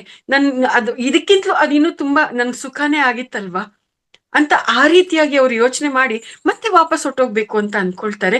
ಆದ್ರೆ ದ್ವಂದ್ವತ್ವ, ಅಲ್ಲಿ ಚಂಚಲತ್ವ ಅನ್ನುವಂಥದ್ದು ಅಲ್ಲಿ ಅವ್ರಿಗೆ ಮನೆ ಮಾಡ್ಕೊಂಡಿರತ್ತೆ. ಏನ್ ಮಾಡ್ಬೇಕು ಅನ್ನೋದು ತೀರ್ಮಾನ ತಗೊಳ್ಳೋದಿಕ್ಕೆ ಅವ್ರಿಗೆ ಆಗ್ತಾ ಇರಲ್ಲ. ಅಂತ ಸಮಯದಲ್ಲಿ ಇರ್ಬೇಕಾ ಹೊಟ್ಟೋಗ್ಬೇಕಾ ಏನ್ ಮಾಡ್ಬೇಕು ಅಂತ ಯೋಚನೆ ಮಾಡ್ತಾ ಇರ್ಬೇಕಾದ್ರೆ ಅಲ್ಲೊಬ್ರು ಯಾರೋ ಒಬ್ಬ ದೊಡ್ಡ ವ್ಯಕ್ತಿ ಮಿಲಾರೇಪರ್ ಅವರನ್ನ ಗಮನಿಸ್ತಾರೆ. ಆ ಪಾತ್ರೆಗಳನ್ನ ಅವರು ಬಾಡಿಗೆಗೆ ತಂದಿರೋದನ್ನ ವಾಪಸ್ ಕೊಡಕ್ ಹೋದಾಗ ಅವರು ಮಿಲಾರೇಪರ್ ಅವರನ್ನ ಗಮನಿಸ್ಬಿಟ್ಟು ಹೇಳ್ತಾರೆ, ನೋಡಪ್ಪ ನೀನಿನ್ನು ಯುವಕ, ತುಂಬಾ ಶಕ್ತಿವಂತನಾಗಿದೀಯಾ, ಹೀಗಿರ್ಬೇಕಾದ್ರೆ ನೀನು ಭಿಕ್ಷೆ ಬೇಡಿ ಯಾಕೆ ತಿಂತೀಯ, ಏನಾದ್ರು ಕೆಲಸ ಮಾಡಿ ನಿನ್ ಜೀವನ ಮಾಡ್ಬೋದಲ್ವಾ ಅಂತ ಕೇಳ್ತಾರೆ. ಕೇಳಿದಾಗ ನೀನ್ ಒಂದ್ ವೇಳೆ ಕೆಲಸ ಮಾಡ್ತೀನಿ ಅಂತ ಅನ್ನೋದಾದ್ರೆ ನೀನೇ ಏನಾದ್ರೂ ಹೊರಗಡೆ ಕೆಲಸ ಹುಡ್ಕೊಂಡು ಸಂಪಾದನೆ ಮಾಡ್ಕೊಂಡು ನೀನ್ ಬದುಕ್ಬೋದು. ಇಲ್ಲ ನಿನ್ಗೆ ಓದಕ್ಕೆ ಬರೆಯಕ್ಕೆ ಬರುತ್ತೆ ಅಂತ ಅನ್ನೋದಾದ್ರೆ, ನೀನು ವಿದ್ಯಾವಂತ ಅನ್ನೋದೇ ಆಗಿದ್ರೆ ನಾನ್ ನಿನ್ಗೊಂದ್ ಕೆಲ್ಸನ ಕೊಡ್ಬಲ್ಲೆ. ಏನು ಅಂತಂದ್ರೆ ನನಗ್ ಓದಕ್ಕೇನು ಬರೋದಿಲ್ಲ, ಹಾಗಾಗಿ ನಾನು ಅನಕ್ಷರಸ್ಥ ಆಗಿರೋದ್ರಿಂದ ನನ್ನ ಹತ್ರ ಅನೇಕ ಧರ್ಮ ಗ್ರಂಥಗಳಿದಾವೆ, ನೀನ್ ಅದನ್ನ ಓದಿ ನನಗೆ ಅದ್ರ ಬಗ್ಗೆ ನನ್ಗೆ ಅರ್ಥ ಹೇಳಿದ್ರೆ ಚೆನ್ನಾಗಿರುತ್ತೆ. ಆ ಕೆಲ್ಸ ನೀನ್ ಮಾಡಿದ್ರೆ ನಾನು ನಿಂಗೆ ಬೇಕಾಗಿ ಒಂದಷ್ಟು ಹಣವನ್ನ ಕೊಡ್ತೀನಿ, ಒಂದು ಒಳ್ಳೆ ಜೀವನವನ್ನ ಕೊಡ್ತೀನಿ ಅಂತ ಅಂದ್ಬಿಟ್ಟು ಹೇಳ್ತಾರೆ. ಆ ಮಾತನ್ನ ಕೇಳಿಸ್ಕೊಂಡ ತಕ್ಷಣ ಮಿಲಾರೇಪರ್ ಅವ್ರಿಗೆ ತುಂಬಾ ಖುಷಿ ಆಗ್ಬಿಡುತ್ತೆ. ಅಂದ್ರೆ ನೋಡಿ ಮಾಸ್ಟರ್ಸ್, ಇಲ್ಲಿ ಮಿಲಾರೇಪರ್ ಅವರು ಏನಕ್ಕೋಸ್ಕರ ಗುರುಗಳಿಂದ ಆಚೆಗೆ ಬಂದ್ರು? ದೀಕ್ಷೆಯನ್ನ ಪಡ್ಕೊಳ್ಳೋದಿಕ್ಕೆ ಹಣವನ್ನ ಸಂಪಾದನೆ ಮಾಡ್ಬೇಕು ಅನ್ನುವಂತ ಆಲೋಚನೆಯಿಂದ ಆಚೆಗೆ ಬಂದ್ರು. ಆ ರೀತಿಯಾಗಿ ಅವರು ಆಚೆಗೆ ಬಂದಾಗ ಅಲ್ಲಿ ಇರ್ಬೇಕಾ ಹೊಟ್ಟೋಗ್ಬೇಕಾ ಅನ್ನುವಂತ ಚಂಚಲತ್ವ ಉಂಟಾಯ್ತು. ಆ ಒಂದು ಚಂಚಲತ್ವಕ್ಕೆ ಸಂಬಂಧಪಟ್ಟಾಗೆ ಅಲ್ಲಿ ಅದು ಆ ಚಂಚಲತ್ವ ಅನ್ನುವಂತ ಒಂದು ಮಾಯೆ ಅಥವಾ ಬ್ಲಾಕೇಜ್ ಅದು ಕ್ಲಿಯರ್ ಆಗ್ಬೇಕಾಗಿತ್ತು. ಅದು ಕ್ಲಿಯರ್ ಆಗೋದಿಕ್ಕೆ ಅಲ್ಲಿ ಒಂದು ಅವಕಾಶ ಅಲ್ಲಿ ಯೂನಿವರ್ಸ್ ಕ್ರಿಯೇಟ್ ಮಾಡ್ಕೊಡ್ತು. ಅದೇನು? ಧರ್ಮ ಗ್ರಂಥಗಳನ್ನ ಅಧ್ಯಯನ ಮಾಡ್ತಾ ಇರುವಂತದ್ದು. ಧರ್ಮ ಗ್ರಂಥಗಳನ್ನ ಅಧ್ಯಯನ ಮಾಡೋದ್ರ ಜೊತೆಗೆ ಹಣವನ್ನು ಕೂಡ ಸಂಪಾದನೆ ಮಾಡೋದಕ್ಕೆ ದಾರಿ ಆಗುವಂಥದ್ದು. ಅಂದ್ರೆ ಇಲ್ಲಿ ಮಿಲಾರೇಪರ್ ಅವರು ಸಾಮಾನ್ಯ ವ್ಯಕ್ತಿ ಅಲ್ಲ. ಹಣವನ್ನ ಸಂಪಾದನೆ ಮಾಡ್ಬೇಕು ಅನ್ನೋಂಥ ದೃಢವಾದ ನಿಶ್ಚಯದಿಂದ ಮನೆಯಿಂದ ಹೊರಗೆ ಬಂದಾಗ ನೋಡ್ರಿ, ಯದ್ಭಾವಂ ತದ್ಭವತಿ, ದೃಷ್ಟಿಯಂತೆ ಸೃಷ್ಟಿ. ಅಲ್ಲಿ ಹಣವನ್ನ ಸಂಪಾದನೆ ಮಾಡೋದಿಕ್ಕೆ ಅಲ್ಲಿ ಅವಕಾಶ ಕೊಟ್ಟೇ ಬಿಡ್ತು. ಆ ಒಂದು ಆಹಾರಕ್ಕೋಸ್ಕರ ನಾನು ಇಷ್ಟೊಂದು ಸಮಯವನ್ನ ವ್ಯರ್ಥ ಮಾಡ್ಬೇಕಲ್ಲ ಅನ್ನುವಂತ ನೋವು ಅವರಲ್ಲಿ ಬಂದಿದ್ದಕ್ಕೆ ಅವ್ರಿಗೆ ಅಂತಹ ನೋವು ಇಲ್ದಂಗೆ ಆ ಹಣವನ್ನ ಸಂಪಾದನೆ ಮಾಡ್ಕೊಳ್ಳೋಕ್ಕೂ ಅವಕಾಶ ಆಗೋ ಹಾಗೆ ಧರ್ಮ ಗ್ರಂಥಗಳನ್ನ ಅಧ್ಯಯನ ಮಾಡ್ತಾ ಅದರ ವಿವರಣೆಯನ್ನ ಕೊಡ್ತಾ ಕೆಲಸವನ್ನ ಮಾಡುವಂತದ್ದು ಎಷ್ಟು ಚೆನ್ನಾಗಿ ಸೃಷ್ಟಿ ಆಯ್ತು ನೋಡ್ರಿ. ಅದಕ್ಕೆ ನಮ್ಮ ಅಂತರ್ಗತ ಸ್ಥಿತಿ, ನಮ್ಮ ಅಂತರಂಗದಲ್ಲಿ ಏನಿರುತ್ತೋ ಅದಕ್ಕೆ ತಕ್ಕ ಹಾಗೇನೆ ಹೊರಗಡೆ ಸೃಷ್ಟಿಯಾಗತ್ತೆ ಅನ್ನುವಂಥದ್ದು ಅಕ್ಷರಶಃ ಸತ್ಯ. ನಮ್ಮ ಒಳಗಡೆ ಏನಿರುತ್ತೋ ಹೊರಗಡೆ ಅದೇ ಕ್ರಿಯೇಟ್ ಆಗ್ತಾ ಇರತ್ತೆ, ಅಂತದ್ದೇ ನಮ್ಮ ಜೀವನದೊಳಕ್ಕೆ ಬರ್ತಾ ಇರುತ್ತೆ. ಎಷ್ಟು ಸೂಕ್ಷ್ಮತೆಗಳಿದೆ ಮಾಸ್ಟರ್ಸ್ ಈ ವಿಷಯಗಳಲ್ಲಿ. ಸುಮ್ನೆ ಅವ್ರು ಹಿಂಗೋದ್ರು, ಅವ್ರು ಕೆಲಸ ಮಾಡಿದ್ರು, ಹಿಂಗಾಯ್ತು ಹಂಗ ಹೇಳ್ಕೊಂಡು ಹೊಟ್ಟೋಗ್ಬೋದು. ಆದ್ರೆ ಅಲ್ಲಿರುವಂತ ಸೂಕ್ಷ್ಮತೆಗಳನ್ನ ಗಮನಿಸ್ಲಿಲ್ಲ ಅಂತಂದ್ರೆ ಏನು ಪ್ರಯೋಜನ ಇಲ್ಲ ಸ್ವಾಧ್ಯಾಯದಲ್ಲಿ. ಹಾಗಾಗಿ ನೋಡಿ ಮಾಸ್ಟರ್ಸ್, ಈ ಒಂದು ಸಮಯದಲ್ಲಿ, ಈ ಒಂದು ಸನ್ನಿವೇಶದಲ್ಲಿ ಇಷ್ಟು ಅದ್ಭುತವಾಗಿರ್ತಕ್ಕಂಥ ಸೂಕ್ಷ್ಮತೆ ನಮ್ಗಿಲ್ಲಿ ಅರ್ಥ ಆಗ್ತಾ ಇರ್ತಕ್ಕಂಥದ್ದು. ಸೊ ಆ ರೀತಿಯಾಗಿ ಅಲ್ಲಿ ಮಿಲಾರೇಪರ್ ಅವರು ಆ ಒಂದು ಗ್ರಂಥವನ್ನ ಅಧ್ಯಯನ ಮಾಡೋದಿಕ್ಕೆ ಪ್ರಾರಂಭ ಮಾಡ್ತಾರೆ. ಆ ಒಂದು ಮಾಸ್ಟರ್ಸ್, ಆ ಒಂದು ಗ್ರಂಥ ಪ್ರಜ್ಞಾ ಪರಿಮಿತಿ ಅಂತ, ನಾನು ಆ ಒಂದು ಹೆಸರನ್ನ ಹುಡುಕಿ ಹೇಳ್ತಾ ಇದ್ದೀನಿ. ಆ ಒಂದು ಗ್ರಂಥದಲ್ಲಿ ಇರ್ತಕ್ಕಂಥ, ಆ ಗ್ರಂಥಕ್ಕಿರುವಂತ ಹೆಸರು ಪ್ರಜ್ಞಾ ಪರಿಮಿತಿ ಅನ್ನುವಂಥದ್ದು. ಪ್ರಜ್ಞಾ ಪರಿಮಿತ ಅನ್ನುವಂತ ಒಂದು ಗ್ರಂಥದಲ್ಲಿ 8,000 ಶ್ಲೋಕಗಳು ಇರುವಂತದ್ದು. ಆ 8,000 ಶ್ಲೋಕಗಳನ್ನ ಅವರು ಓದೋದು, ಅದರ ಅರ್ಥವನ್ನ ವಿವರಣೆ ಕೊಡೋದು, ಮತ್ತೆ ಆ ಗ್ರಂಥದಲ್ಲಿ ಇರ್ತಕ್ಕಂಥ ಬೇರೆ ಬೇರೆ ವಿಚಾರಗಳನ್ನ ವಿವರಣೆ ಕೊಡ್ತಾ ಇರುವಂತದ್ದು, ಈ ರೀತಿಯಾಗಿರುವಂತ ಕೆಲಸವನ್ನ ಅವರು ಮಾಡ್ತಾ ಇರ್ತಾರೆ. ಆ ರೀತಿಯಾಗಿ ಮಾಡ್ತಾ ಇದ್ದಾಗ ಅದರಲ್ಲಿ ಒಂದು ಕತೆ ಇರುತ್ತೆ, ಒಬ್ಬ ಶಿಷ್ಯ ಅಥವಾ ಒಬ್ಬ ಸಾಧಕನ ಒಂದು ಕತೆ ಇರುತ್ತೆ. ಆತನ ಹೆಸರು ತಂಗ್ತಂಗು ಅಂತ. ತಂಗ್ತುಂಗು ಅನ್ನುವಂತ ಒಬ್ಬ ಶಿಷ್ಯನ ಕತೆ ಅದರಲ್ಲಿ ಇರುತ್ತೆ. ತಂಗ್ತುಂಗು ಅನ್ನುವಂಥವನು ಒಬ್ಬ ಅದ್ಭುತವಾಗಿರ್ತಕ್ಕಂಥ ಸಾಧಕ. ಆತ ತುಂಬಾ ಬಡವ. ಆತನಿಗೂ ಕೂಡ ದೀಕ್ಷೆಯನ್ನ ತಗೋಬೇಕು ಅನ್ನೋಂತ ತೀವ್ರವಾಗಿರ್ತಕ್ಕಂಥ ತುಡಿತಾ ಇರುತ್ತೆ. ಆ ಒಂದು ದೀಕ್ಷೆಯನ್ನ ಪಡ್ಕೋಬೇಕು ಅಂತಂದ್ರೆ ಯಥಾ ಪ್ರಕಾರ ಗುರುದಕ್ಷಿಣೆಯನ್ನ ನೀಡ್ಬೇಕಾಗಿರುತ್ತೆ. ಆ ಒಂದು ಗುರುದಕ್ಷಿಣೆಯನ್ನ ನೀಡೋದಿಕ್ಕೆ ಹಣವನ್ನ ಸಂಪಾದನೆ ಮಾಡುವಂತ ನಿಟ್ಟಿನಲ್ಲಿ ಒಂದು ಸಂದರ್ಭ, ಅಲ್ಲಿ ಕಥೆಯಲ್ಲಿ ಅಷ್ಟೆಲ್ಲ ಡೀಟೇಲ್ಸ್ ಅಲ್ಲಿ ನಮ್ಗೆ ಸಿಕ್ಕಿಲ್ಲ. ಅಲ್ಲಿ ಏನ್ ವಿಚಾರ ಬರುತ್ತೆ ಅಂತಂದ್ರೆ, ನಿನ್ನ ಮಾಂಸವನ್ನ ನೀನ್ ಮಾರ್ತೀನಿ ಅಂತ ಅನ್ನೋದಾದ್ರೆ ನಾನು ನಿಂಗೆ ಬೇಕಾಗಿರೋ ಹಣವನ್ನ ಕೊಡ್ತೀನಿ ಅಂತ ಯಾರೋ ಒಬ್ರು ಹೇಳಿದಾಗ, ಆ ಮಾಂಸವನ್ನು ಕೂಡ ಅವರು ತಮ್ಮ ಶರೀರದಿಂದ ಕತ್ತರಿಸಿ ಕೊಡೋದಿಕ್ಕೂ ಕೂಡ ಅವರು ತಯಾರಾಗ್ತಾರೆ. ಆ ಒಂದು ಮಾಂಸದಲ್ಲಿ ಅವರ ಹೃದಯವನ್ನೇ ಕೊಡ್ಬೇಕು ಅಂತ ಕೇಳಿದಾಗ ಆ ಹೃದಯವನ್ನೇ ಕೊಟ್ಬಿಡೋದಿಕ್ಕೂ ಕೂಡ ಅವ್ರು ತಯಾರಾಗ್ತಾರೆ. ನಮ್ಮ ಶರೀರದಲ್ಲಿ ಹೃದಯ ಅತಿ ಮುಖ್ಯವಾಗಿರ್ತಕ್ಕಂಥ ಭಾಗ ತಾನೆ. ಆ ಒಂದು ಸ್ವಲ್ಪ ಜಸ್ಟ್ ಎಲ್ಲೋ ಒಂದತ್ರ ಕತ್ತರಿಸ್ಕೊಂಡ್ರೇನೆ ನಮ್ಗೆ ನೋವು ತಡ್ಕೊಳಕ್ಕಾಗಲ್ಲ. ಸ್ವಲ್ಪ ಆಳವಾಗಿರುವಂತ ಗಾಯ ಆದ್ರೇನೆ ರಕ್ತ ಹರಿದೋಗುತ್ತೆ, ಸತ್ತೋಗ್ತೀವಿ ಅನ್ನುವಂತ ಒಂದು ಪ್ರಜ್ಞೆ, ಅರಿವು ನಮ್ಗೆಲ್ಲಾರ್ಗೂ ಇದೆ. ಅಂತದ್ದು ಹೃದಯವನ್ನೇ ನೀನು ನಮ್ಗೆ ಕೊಟ್ರೆ ನಿನಗೆ ಗುರುದಕ್ಷಿಣೆಗೆ ಬೇಕಾಗಿರೋ ಹಣವನ್ನ ಕೊಡ್ತೀವಿ ಅಂತಂದಾಗ, ಅಲ್ಲಿ ಕೂಡ ಎರಡನೇ ಆಲೋಚನೆ ಇಲ್ಲದೆ ನನಗೆ ಒಂದು ದೀಕ್ಷೆ ಬೇಕೇ ಬೇಕು, ಅದಕ್ಕೋಸ್ಕರ ಈ ಹೃದಯ ಕೂಡ ನಂಗೆ ಲೆಕ್ಕಕ್ಕಿಲ್ಲ ಅಂತ ಸಾವನ್ನು ಕೂಡ ಲೆಕ್ಕ ಮಾಡದೆ ಆ ಹೃದಯವನ್ನ ತೆಕ್ಕೊಡುವಂತ ಕೆಲ್ಸಕ್ಕೆ ಆ ಶಿಷ್ಯ ಮುಂದಾಗುವಂಥದ್ದು ಇದು ಕತೆ ಆಗಿರುತ್ತೆ ಮಾಸ್ಟರ್ಸ್.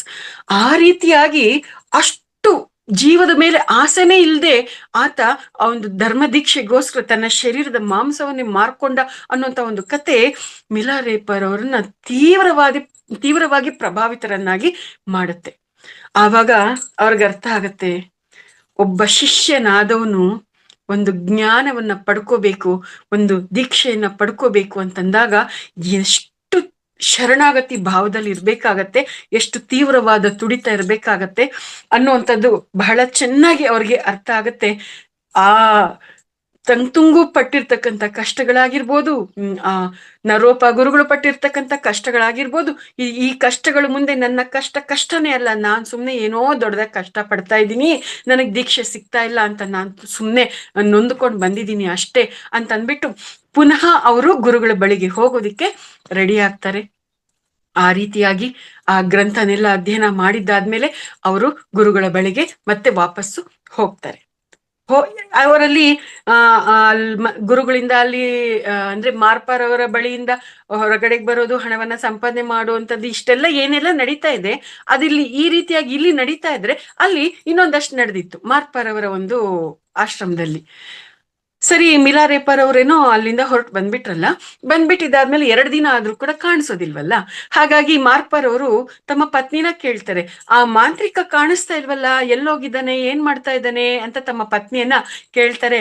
ಆಗ ಆಕೆ ಹೇಳ್ತಾರೆ, ನೋಡಿ ಆತ ಎಲ್ಲೋ ಹೊಟ್ಟೋಗಿದ್ದಾನೆ, ಎಲ್ಲಿ ಹೋಗಿದ್ದಾನೆ ಅಂತ ಗೊತ್ತಿಲ್ಲ, ಎಲ್ಲೋ ಹೋಗ್ತಾ ಇರ್ತಾನೆ, ಯಾವುದೋ ಮಾರ್ಗ ಮಧ್ಯದಲ್ಲಿ ಇರ್ತಾನೆ ಅಂತ ಅನ್ಸುತ್ತೆ ಅಂತ ಹೇಳ್ತಾರೆ. ಅವನಿಲ್ವಾ ಅಂತಂದ್ರೆ, ಅವನು ಹೊರಟೋಗಿ 2 ದಿನ ಆಗಿದೆ, ನೀವು ದೀಕ್ಷೆ ಕೊಡಲ್ಲ, ದೀಕ್ಷೆ ಕೊಡೋದಕ್ಕೆ ಗುರುದಕ್ಷಿಣೆ ಬೇಕು ಅಂತ ನೀವು ಪದೇ ಪದೇ ಕೇಳ್ತಾ ಇದ್ದೀರಿ, ಮತ್ತೆ ನಿಮ್ಮ ಕ್ರೌರ್ಯದ ಆಟ ಅದು ಎಷ್ಟು ತೀವ್ರವಾಗಿದೆ ಅಂತಂದ್ರೆ ನನಗೆ ದೀಕ್ಷೆ ಸಿಗೋದಿಲ್ಲ ಅನ್ನುವಂಥದ್ದು ಅರ್ಥ ಆಗಿದೆ, ಇನ್ನೊಬ್ಬ ಗುರುಗಳನ್ನ ಹುಡುಕೋಬೇಕು ಅಂತಾನು ಹೇಳ್ತಾ ಇದ್ದ, ಹಂಗಾಗಿ ಹೊಟ್ಟೋಗಿದ್ದಾನೆ ಅಂತ ಆ ತಾಯಿ ಹೇಳಿದಾಗ ಮಾರ್ಪಾರ್ ಅವರ ಕಣ್ಣಲ್ಲಿ ನೀರು ಜುಳು ಜುಳು ಜುಳು ಜುಳು ಅಂತ ಹರಿದ್ ಬರುತ್ತೆ. ಅದನ್ನ ಅವ್ರು ಬಚ್ಚಿಟ್ಕೊಳಕ್ ಆಗೋದೇ ಇಲ್ಲ ಅವ್ರ ಕೈಲಿ ಆ ಮೊಮೆಂಟ್ ಅಲ್ಲಿ.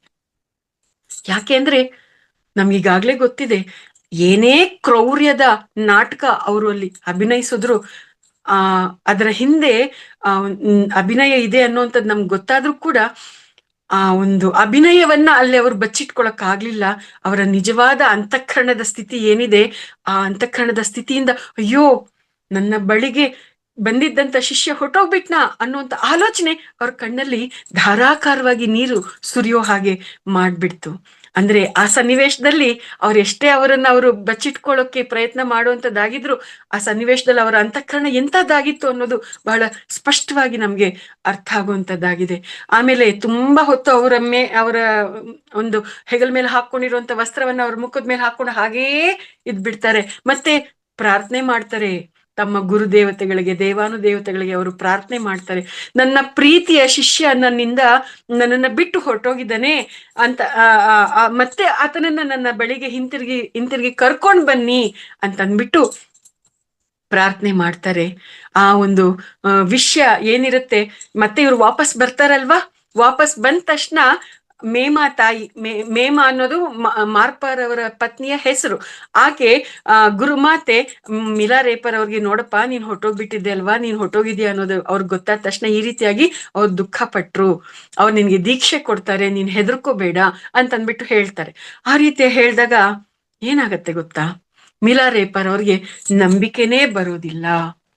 ಮತ್ತೆ ಏನೋ ಅಮ್ಮನವರು ನನಗೆ ಸಮಾಧಾನ ಹೇಳೋದಿಕ್ಕೆ, ಧೈರ್ಯ ಹೇಳೋದಿಕ್ಕೆ ಈ ರೀತಿಯಾಗಿ ಹೇಳ್ತಾ ಇದ್ದಾರೆ ಅಷ್ಟೇ ಅಂತ ಅಂದ್ಬಿಟ್ಟು ಮತ್ತೆ ಇರ್ತಾರೆ. ಆ ರೀತಿಯಾಗಿದ್ದಾಗ ತಾಯಿಯವರು ಹೋಗ್ಬಿಟ್ಟು ಮಾರ್ಪಾರ್ ಅವ್ರಿಗೆ ಹೇಳ್ತಾರೆ, ಮತ್ತೆ ನಿಮ್ಮ ಮಾಂತ್ರಿಕ ಬಂದಿದ್ದಾನೆ ನಿಮ್ಮ ಬಳಿಗೆ ಅಂತಂದ್ರೆ, ಆಗ ಗುರುಗಳು ಹೇಳ್ತಾರೆ, ಅವನ್ ಬಂದಿರೋದು ನಮ್ಮ ಮೇಲೆ ಇರೋಂತ ಪ್ರೀತಿಯಿಂದ ಅಲ್ಲ, ಅವನಿಗೆ ಏನ್ ಬೇಕಾಗಿದೆಯೋ ಅದನ್ನ ಪಡ್ಕೊಳ್ಳೋದಿಕ್ಕೆ, ಆದ್ರೆ ಅದ್ ಏನ್ ನೀನ್ ಹಂಗ್ ವಿಶೇಷವಾಗಿ ಹೇಳ್ತೀಯ ಅಂತ ಅಂದ್ಬಿಟ್ಟು ರೇಗ್ತಾರೆ. ಆಗ್ಲೂ ಕೂಡ ಮತ್ತೆ ಅಭಿನಯ ಸ್ಟಾರ್ಟ್ ಮಾಡಿರ್ತಾರೆ.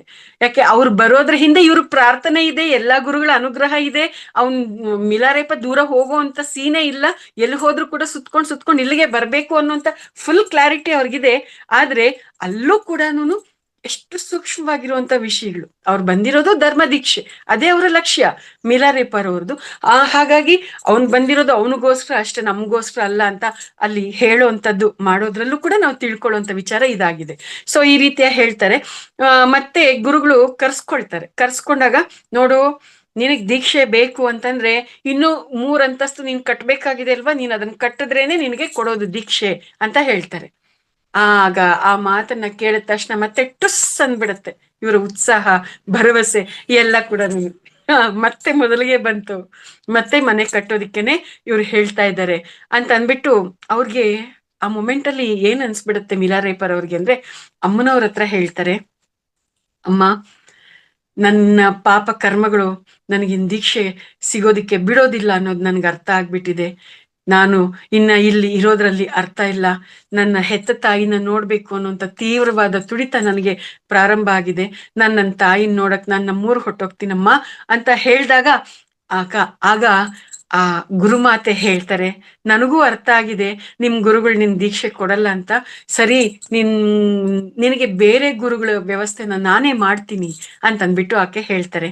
ಏನ್ ಮಾಡ್ತಾರೆ ಗೊತ್ತಾ, ಒಂದು ದಿನ ಆ ಒಂದು ಪೂಜಾ ರೂಮ್ ಇರುತ್ತಲ್ವಾ, ಆ ಪೂಜಾ ಕೋಣೆಗೆ ಹೋಗ್ಬಿಟ್ಟು ಮಾರ್ಪಾರ್ ಅವರಿಗೆ ಅವರ ಗುರುಗಳು ನರೋಪಾರ್ ಅವರ ಒಂದು ತಪೋದಂಡ ಮತ್ತೆ ಜಪಮಾಲೆ ಅನ್ನುವಂಥದ್ದು ಕೊಟ್ಟಿರ್ತಾರೆ.